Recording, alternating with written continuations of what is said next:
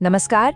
आज हम जातक कथाओं के खजाने से एक बहुत ही दिलचस्प कहानी सुनने वाले हैं, दूत जातक। तो चलिए सीधे इस कहानी की दुनिया में चलते हैं।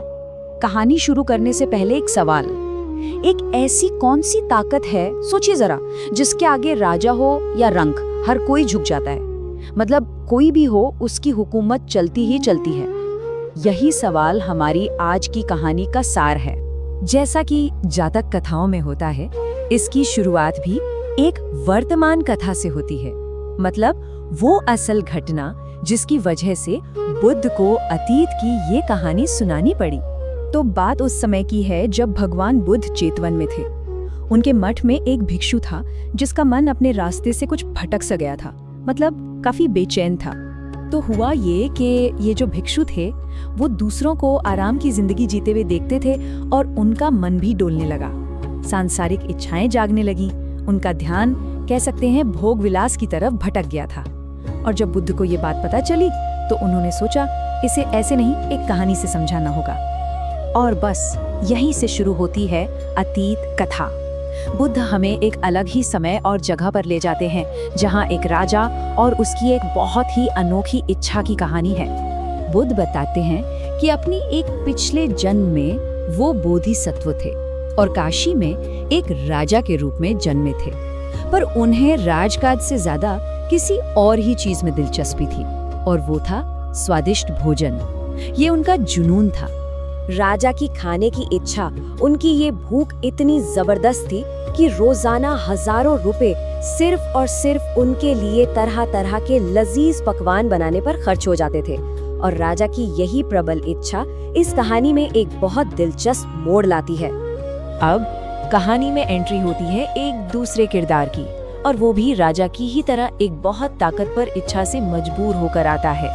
तो देखते हैं, जब दो ऐसी इच्छाएं टकराती हैं तो होता क्या है। हुआ ये कि एक दिन जब राजा भोजन कर रहे थे तो रसोई से उठने वाली मसालों की खुशबू हवा के साथ दूर तक फैल गई। पास से गुजर रहे एक ब्राह्मण तक जब वो खुशबू पहुंची तो बस वो खुद को रोक ही नहीं पाया। वो ब्राह्मण बिना कुछ सोचे समझे गार्ड्स को हटाता हुआ सीधा उस जगह पहुंच गया जहां राजा अपना भोजन खत्म ही कर चुके थे। अब ये कोई मामूली बात नहीं थी। किसी की इतनी हिम्मत नहीं होती थी कि राजा के सामने यूं ही चला आए। और अब आता है कहानी का सबसे खास पल। वो ब्राह्मण राजा के सामने एक ऐसा संदेश रखता है जो बहुत गहरा है। राजा भी हैरान थे। उन्होंने उस बिन बुलाए मेहमान से पूछा, भाई तुम कौन हो, कहाँ से आए हो और क्या कोई संदेश लेकर आए हो? ब्राह्मण ने बिना किसी डर के जवाब दिया। उन्होंने एक गाथा कही जिसका मतलब था, हे राजा, मैं कोई और नहीं बल्कि उदर देव का भेजा हुआ दूत हूँ।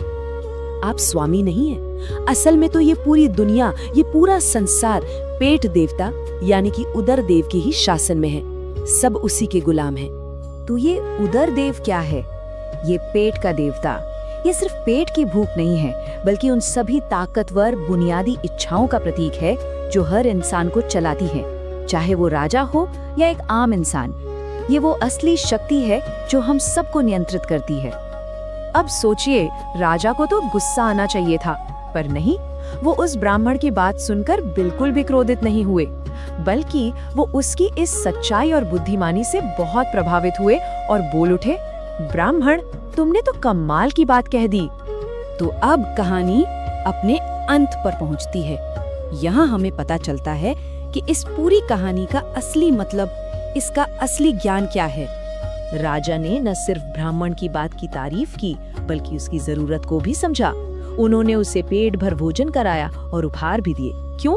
क्योंकि वो समझ गए थे कि वो ब्राह्मण और वो खुद दोनों एक ही शक्ति यानी उदर देव के अधीन हैं। तो इस कहानी से हम क्या सीख सकते हैं?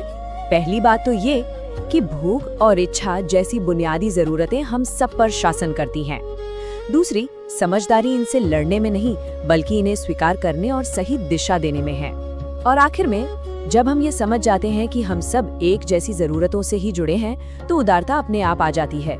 तो बुद्ध ने ये पूरी कहानी उस भिक्षु को सुनाई, ये समझाने के लिए कि इच्छाओं से भागना कोई हल नहीं है, उन्हें समझना जरूरी है। और देखिए, ये कहानी आज हम सबके लिए भी एक सवाल छोड़ जाती है कि हमारी अपनी जिंदगी में हमारी इच्छाओं के दूत कौन हैं? वो क्या संदेश लाते हैं? और हम उनके संदेश को कितना सुनते और समझते हैं।